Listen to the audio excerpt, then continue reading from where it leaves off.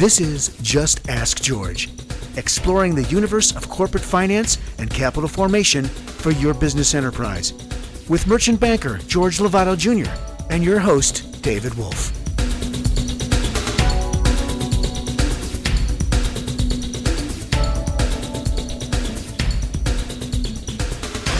Just Ask George. David Wolf here with George Lovato Jr., the one and only head dude at BH Capital. Here we are again, another show. I love Fridays. A new setup. We've turned it upside down, folks, in more than one way. You know, it's interesting that we've had so many comments from our 2 million views.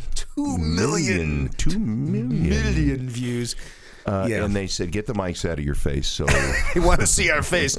That's Are a you new guys one. sure? That's a new one. Well, if you don't want to watch us, we've got the beautiful traveling that we do each week. Yes, and wherever we're may in be. San Francisco this week, so we should actually have sourdough bread with our show today, but we don't. We're on a low-carb thing, so we're going to pass on the bread. But we do have some interesting subject matter from the Lovato man himself. As always, we've entitled this show, well, I'm going to entitle it, How Do You Make This Look So Easy?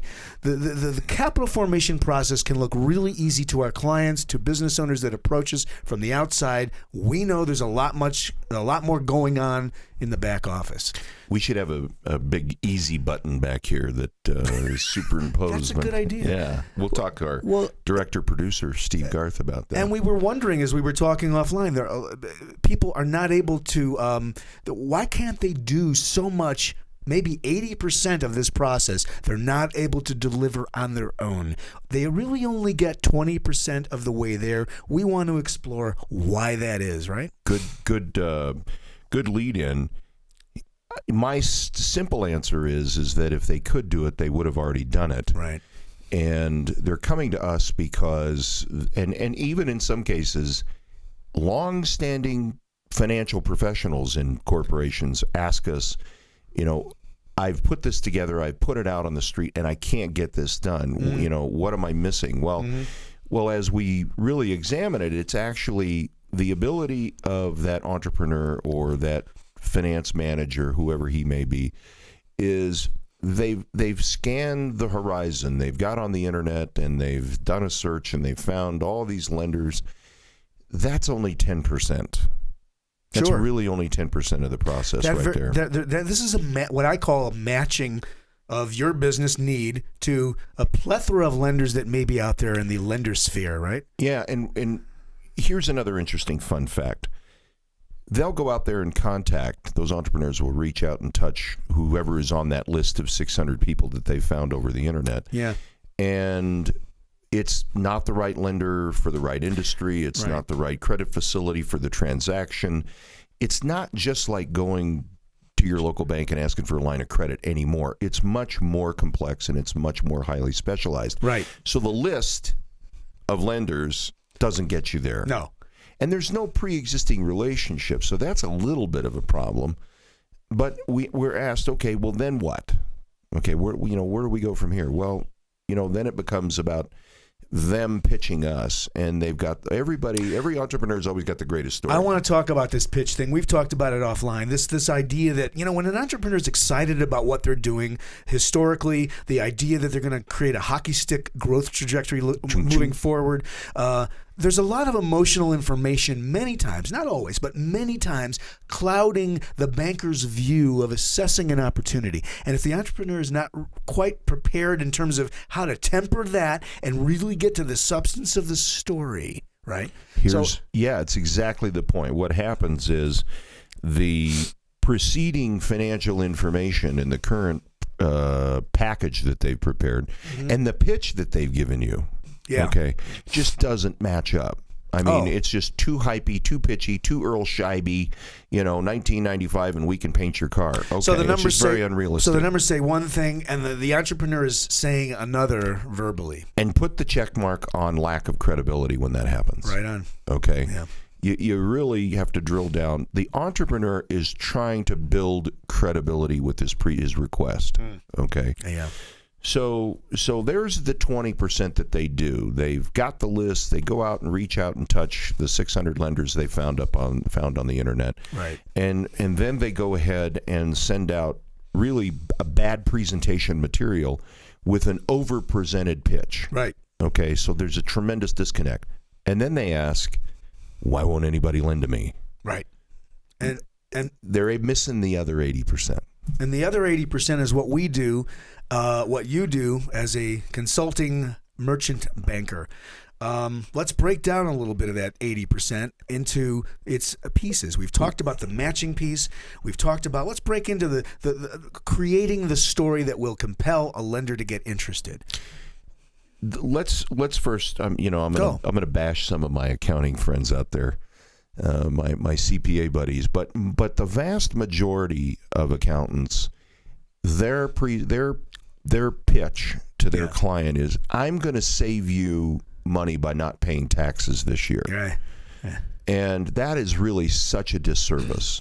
It really is. I mean, it's a nice idea, but when that entrepreneur has to hit the street and go out and ask for money, yeah, a lender doesn't want to look at a dreary, unsuccessful history.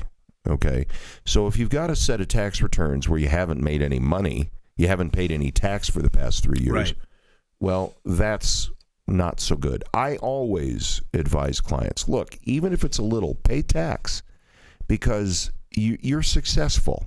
Don't get me started on the whole cost of freedom thing, but we could go there, spend another show on that. Sure. But the issue really is, are you a successful business? Right. And so let's tell the story of success. I was going to ask. You have said that it's very important to a bank, from a banking perspective, that the entrepreneur, the business owner, know why the performance of their businesses behaved a certain way historically, and anchor that to what the future going plan is vis-a-vis capital formation. They need to know why. You've said that. That is important to you, isn't it? Frank Marbury. The guru know-all soothsayer of commercial and residential mortgage banking, 25 years ago, said, kid, when you're looking at a transaction, what you want to look for is the entrepreneur that can tell the story as to why he's been successful and explain what's happened inside the financial statements. Really know. In other words, you want that entrepreneur to be able to explain how he's going to control his future, how he's going to control his costs as he grows. Because what'll kill a business ultimately is, I've got growth, but then I let my costs fall right out of queue, and bingo, I've got I've got a higher gross line, but I'm not throwing out the same percentage of profits that I should have been. Your gross to net is deteriorated because I don't have any controls below the line. Yeah. So he said, the guy that's there that can tell you the story and how things work, that's the guy you want. Ooh, that's the story in the story, right? That's the guy you want. Right. That's the guy. You don't want a manager that can't explain his financials. You don't want an entrepreneur that doesn't know what happened, can't tell you what in the expense lines worked for marketing expenses and what didn't. Right. Why marketing may have expanded disproportionately during one quarter. Sure. You want a guy that to be able knows. to identify problems and actually understand why. Here's why this didn't work. We're doing this about it now in order to gain better control. And hit it on the head. Yeah. Every time. Yeah, man. No, it's this is all part of the story you want to hear as a merchant banker in evaluating and helping to guide the entrepreneur to the appropriate lending source. So the next 10% is, all right, tearing apart the balance sheet, tearing apart the P&L, making sure we're presenting an accurate picture of what the company's actually capable of, and then talking to the accountants and the CFOs and saying, look, we can't go back and restate audited financials, and we certainly can't do reviewed. But if these are internally prepared financial statements, let's be a little bit more accurate on the productivity of profit. Right. And let's let the balance sheet tell a little bit more story about the history of the company as well. Now, you can't turn back the hands of the time an audited or reviewed statement, but those are mistakes that are commonly made, is not paying tax and then the accountant kind of explaining away, well, you really made money even though we're showing a loss. Take out the depreciation. We should have capitalized these certain expenses. We didn't. We threw them in there. So you actually did make money. They don't. That's part of the problem. Is okay, I made money, but I don't show it. But now I'm taking 3 years of GAAP prepared internal financial statements and presenting them to a lender, and they really don't look good. Right. There's that disconnect again. Got to make sure this next 10%, which is telling the accurate historical story, is told in the numbers, and then the next 10% is matching that story going forward. As Frank used to say, look, how are you going to control this growth? How much command do you have over the control over your expenses going forward through this growth path? I'm going to give you $5 million. Tell me how you're going to make sure that the $5 million doesn't blow up and we don't make money, or we've got a great top line and the bottom line isn't falling out like it should. How are you going to control that? And then the next 10% is, hey, make the case for debt service. This is my history. This is how I've serviced debt in the past. Right. And I'm just taking these percentages up a little bit here in terms of overhead. I'm throwing this money in, and here's how it's coming out because I've done it before, and here's the story that I'm telling you about my capacity for debt service going forward. I love that pivot. You're Boom. pivoting. Okay, so now I've got a good story. I've told them how I can control it. I've made my case for debt service. Now, don't overpitch it. Here's another 10%. Don't overpitch it. This is key. Okay. Right. We know you're excited. Yeah. The bank is going to feel the passion. You know, you don't have to go in there with the Earl Scheib. Yeah, you don't have to try to pitch it. You can let the story sing if it's right and it's balanced and it's got all the elements we've discussed here. And that's one of the things that happens frequently is the entrepreneur or our client will say, well, let me do my stuff and let me go in there and throw the mojo down on them. I don't want them to do that in most cases because they will create that disconnect between it's too pitchy, happy, peppy, preppy. Right. And then it's like, okay, now tell me what you're, it just, we get hit with it all the time. Right. And it's just not a compelling way to make a presentation. So here's another 10%. Another 10% is, all right, we usually have, in 95% of the cases, a pre-existing relationship with the lenders we do business with. Either it's a participation with us and them, or we're controlling, handling their budget for them. In some cases, we're lending directly or we're investing. We've made a couple of big investments in 2012 in a couple of companies. But there's a relationship there. So when you're going through the internet and picking people out, you've got to develop a relationship with these lenders. You can't just go in there and say, hey, I'm a one-shot Johnny kind of thing. Give me a line of credit or give me purchase order financing and I'll see you later. Lenders just aren't into that.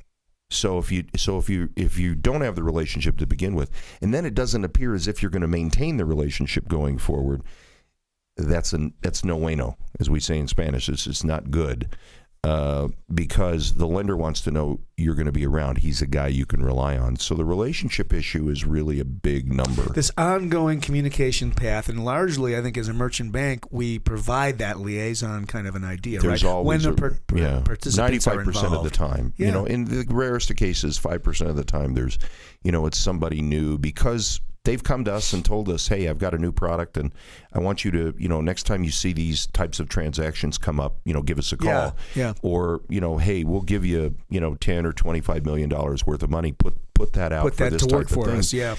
This particular type of thing. So that will happen in those instances. But the balance of what we're doing of that 80% from all these little 10% going along is really this. It's knowing how to structure the transaction so that we're taking that predetermined structure to that lender and showing them how the structure is going to work. Yeah. Showing them how. Yeah. And the entrepreneur knows why. And that's not something the entrepreneur stays current with. They're generally not taught that in college. The chambers of commerces don't go out there and provide seminars on this sort of thing. No. It's just not something that they're current on. Right. So put all that together and you wind up with the 20% that they normally do, which doesn't get them up the hill, and the other 80% that we're bringing to the table. And you can't really be expected in this environment today to be able to do it yourself. And I know that sounds self-serving. It's well, they're selling themselves and they're selling BH Capital. Okay, so fine. It's a shameless plug. But the reality is they can't do it. No. And if they did, they'd be doing it. You need our help, and that's why we're here. And that's the value add, and you've really laid it all out. There's a lot that goes into this. We don't want you to take your eye off the ball of the business. This is where your capital partner to get this going, to get this 80% piece or more if it's required. You hit the nail on the head, Dave. Man, that's why you're pretty good. That's why you getting over a cold and everything. Yeah, I'm a little dry. You can probably hear it, but listen. How dry I am. I am. Yes. Not anymore. Exactly. Hey, listen. Happy Friday. Continued success in your business. www.bhcapitalltd.com. What else do we need to say? YouTube, BH Capital Ltd. WeTube at 2 million. 2 million. We said that earlier. Sorry. This is the shameless plug show. Shameless plug, but, no, we want to help you with your capital formation process. This is all about understanding what's behind the man behind the curtain, the firm behind the curtain. The firm behind the curtain. So thanks, folks, for watching, and we'll see you next time. Great show, Dave. Thanks a lot. Thanks, George. For more information about George Lovato Jr. and BH Capital, visit bhcapitalltd.com. Check out more episodes of Just Ask George at justaskgeorgeradio.com. Just Ask George is produced by Steve Garth and is a production of BH Capital Ltd. All rights reserved.